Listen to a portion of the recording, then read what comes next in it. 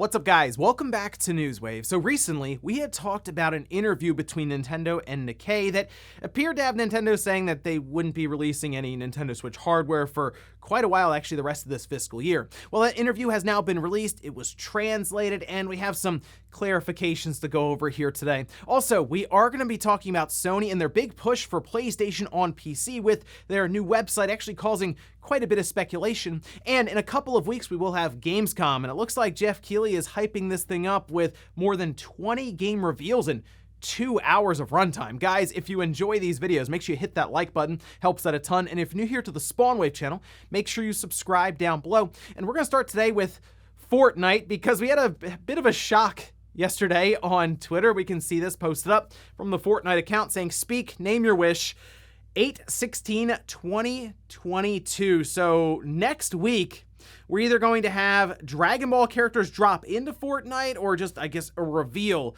of Dragon Ball characters. Obviously, we see the dragon there from Dragon Ball.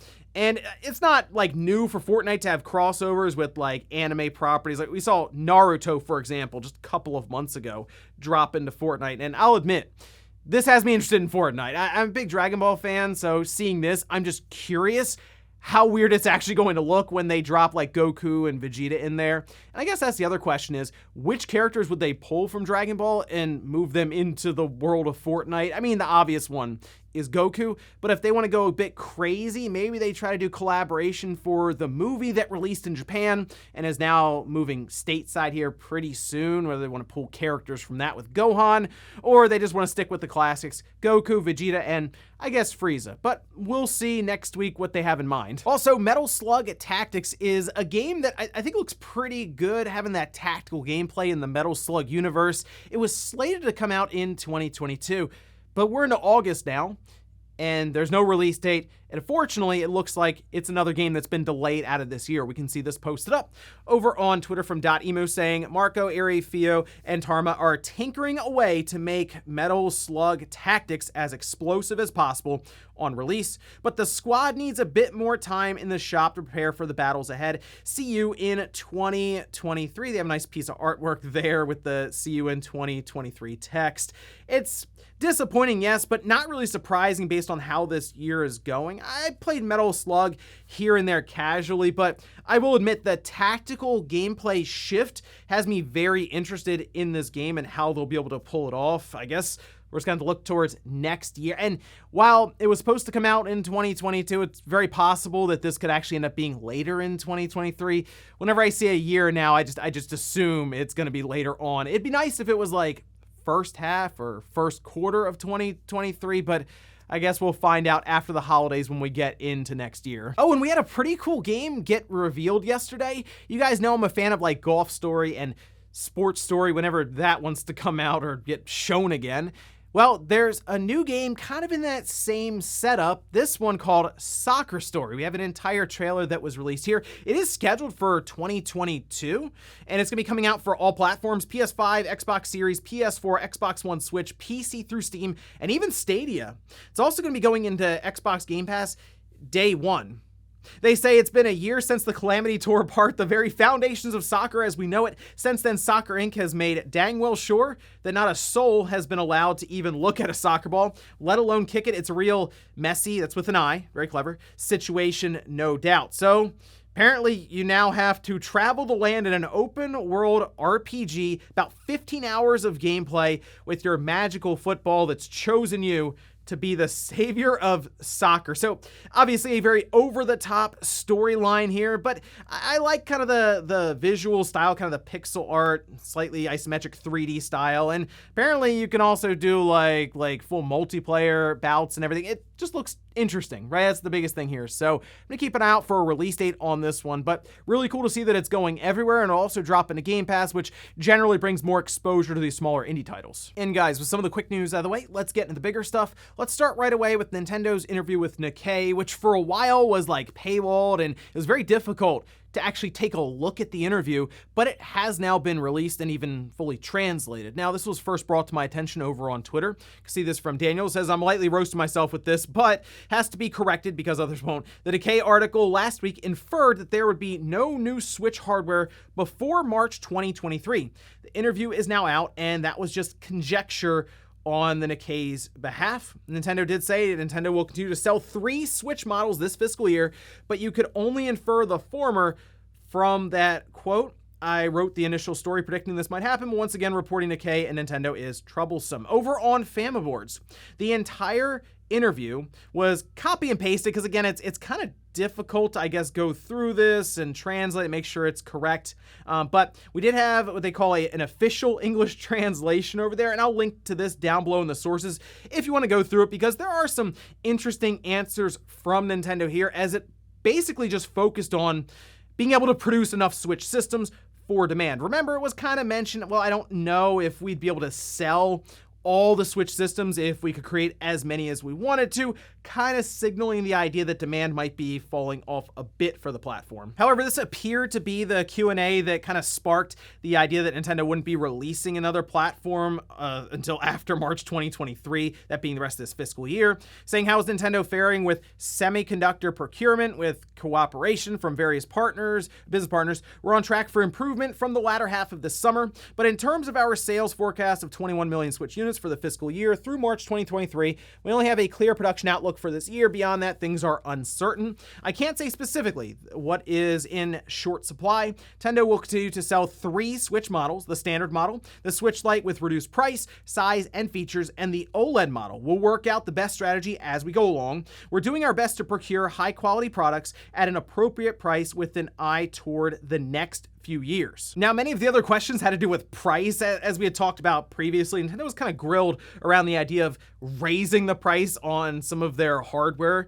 Nintendo did say, though, that for the time being, our OLED model will continue to be less profitable than our other models. Costs have undoubtedly increased for shipping, not only by air, but also by sea. We're thinking about what we can do. So, I mean, an interesting little tidbit there that the OLED model is actually making Nintendo the least amount of money compared to, I guess, the red box Switch and the Switch Lite, which is unfortunate because the Switch Lite got hit pretty bad, down 50% overall sales year on year from 2021. But as we kind of talked about, that was a very inflated time for gaming that now everyone's looking at and realizing, oh, the numbers are not as good this year as last year due to everyone being inside looking for entertainment. But it appears that when Nintendo mentioned they'll continue to sell 3 models for the rest of this fiscal year, that signaled to Nikkei that there would be no new hardware for the rest of this fiscal year up until the end of March 2023.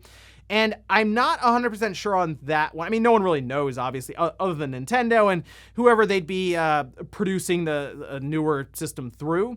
But I will tell you, we're in August. If Nintendo was going to announce some sort of new Switch hardware, revision, new generation or something, they probably would have done it last month, because what are they going to announce it after the Splatoon bundle comes out in September, and then it's coming out in November, and they rushed it out? No, I think at this point, we're beyond the idea of it coming out this holiday, and at the earliest, Nintendo would announce new Switch hardware next year in 2023. So Nikkei may actually still end up being correct here, as maybe April or May or something they announce. It could even be over the summer going into next holiday, or who knows, maybe into 2024. But just some clarification, it wasn't actually ever brought up about new Switch hardware not coming out this fiscal year. So who knows what Nintendo's going to do? We'll see. If I had to bet some money on it, I would say look towards Zelda Breath of the Wild 2. Whenever that comes out, then kind of start peeking around to see if Nintendo has any signs of some sort of Switch revision or next generation Switch on the horizon. Next up, let's talk about Gamescom, as we will have an opening night live to look forward to. That being a presentation that Jeff Keighley will run, and apparently it's going to be more than 2 hours long. Jeff was talking in a Twitter space, and VGC did transcribe it. We can see this posted up over on Video Games Chronicle, where they say more than 20 games will be on stage. It's going to be a big spectacle. We have some very cool guests that are coming to Germany to join us on stage, as well to reveal their games and showcase new content. We have a mix of games that have already been announced and a fair number of new games announced as well. We've got some good stuff. We haven't really announced the lineup of companies that will be there, but I think we've got some cool surprises and things that I think people wouldn't expect to be there. There are a lot of games. We're going to have 2 hours of content to show you, including gameplay clips, trailers, and announcements. This year is a lighter year for releases that are coming out later this year, so a lot of stuff will be about what's coming in 2023 and beyond. But yeah, I think people will be hyped, and I'm very excited for fans to see stuff and be in the room. So I posted up just a few little predictions here. I might end up doing a more in-depth look at what we can expect from Gamescom this year as we get closer to it, just kind of like a preview for it. But looking up and down the list of some titles that are kind of rumored to be in production now and might even be shooting for a release this year, Need for Speed. I believe we've had that at Gamescom before being shown off with like Need for Speed Heat. So this, to me, looks like a good spot for EA to show up, reveal it, and then have it set for a November release. It continues to be rumored as like, hey, it's basically ready to go. So it seems like a good spot there. Dead Island 2 is another one that keeps coming up. It sounds weird because I didn't think we'd ever see this game again with how much it's bounced around. But Dead Island 2 has been kind of rumored for a Q4 reveal, but I mean, maybe it finds its way into Gamescom. Otherwise, Jeff Keighley, maybe he'll have that set up for a video game awards show at the end of the year. Sonic Frontiers will be there. Seems like a good spot for release date since they say it's not delayed. It's this big release from Sega for the holiday. Seems like a good time to tell us the release date for it.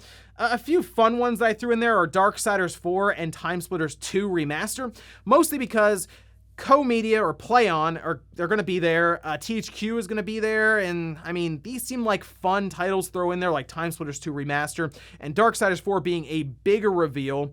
But the other one that seems obvious because it's already leaked out would be something like the Xbox Series 2, that Elite controller that's going to be two-toned with white. But I'll admit, looking at Gamescom, it's hard to get hyped up necessarily for that show because typically E3 is like this really big event that's exciting and all this, then Gamescom is like quite a bit below that in terms of hype reveals and all of that. I mean, we've had some good ones there, but we haven't had E3 this year. So maybe Gamescom is like the big trade show that really explodes with some cool announcements, or maybe Tokyo Game Show, but that's not till like weeks later. Otherwise though, we'll look towards Gamescom and be hopeful, but I would still keep expectations in check overall. Next up, let's talk about PlayStation games on PC. This is a big push that Sony's been making with this initiative for the platform as they're continuing to move more and more of their PlayStation Studio games over at a very rapid and accelerating pace right now, with Spider-Man actually releasing today, getting good reviews. There were some bugs that were pointed out, but it does appear like Sony is smoothing that out through different updates that are planned. But they launched a website that more or less just talks about their PC push with their different PlayStation Studios games. Remember, even Last of Us Part 1 gets announced, immediately a PC version is also revealed. So Sony is really pushing heavy towards PC. But with this new website, you can see it here, there is kind of a frequently asked questions at the bottom. People notice something interesting, where they say, do I need a PSN account to play PlayStation games on PC? It says, no, you currently do not need a PSN account to enjoy PlayStation Studios games on PC. And I'm not even kidding. The word currently is the big thing that's kind of spurring up some speculation here. I guess if it read, no, you do not need a PSN account, people would just kind of gloss right over and be like, all right, but currently kind of signals the idea that eventually in the future, you will need a PSN account on PC, which kind of leads us to the idea, it's just something I've talked about for a little while now, is as Sony moves more and more of their PlayStation Studios games over to PC, and that window between it releasing on the PS5 and the PC continues to shrink down to maybe day one releases overall on both platforms same time, they would have some sort of launcher that would just kind of push everything together, right? Like it would bring together the idea of PlayStation on the PS5 and PlayStation on the PC with your singular account, that maybe you need that launcher to play some of these games. Maybe they don't put it on Steam, although I think that'd be kind of weird because Sony is really showing some pretty big revenue numbers, hundreds of millions of dollars they're expecting to make from the PC side. Seems like you would put it on the big marketplace for Steam and then also put it on your launcher that I think it's pretty obvious they're building out right now with some of their job listings. It would work to, yes, have more PlayStation Plus members added on, as I'm sure they would have some sort of free account set up for PC that'll work to inflate their numbers, but who knows? Maybe they eventually have PlayStation Plus Extra tier and Premium tier move to PC. Kind of similar how Microsoft has sort of figured out how to charge PC gamers like a monthly fee with Game Pass. This is something they've been trying to work out for a while because obviously Xbox Live Gold, you're not going to be like, oh, you need this to play online games on your PC, because PC gamers will just kind of move on to a different game there that's not locked behind a paywall. But having a selection of games seems to work for Microsoft right now, and I'm sure Sony has taken notice of this. So yeah, I think eventually you'll have the PSN account kind of get moved over to PC as well with the launcher, and they'll probably lean on you to sign in for these different games. But when they get towards their live service titles, definitely expect that to be a requirement. And in our last bit of news, let's talk about Kirby's Dream Buffet. We did get a release date and a price on this one. If you remember, there were some thoughts that this could be a free-to-play title from Nintendo, but it looks like that's not the case. It will, however, be a fairly cheap title that will be digital only, and we can see the trailer here that they released. It is coming out next week, August 17th, so pretty quick. In fact, this was just revealed, like a week or two ago, and now it's coming out here in 6 or 7 days. And from what they were showing, it does indeed look like Mario Party mixed with Fall Guys, mixed with Kirby, with the, the aesthetic and all this and all the desserts and food and everything.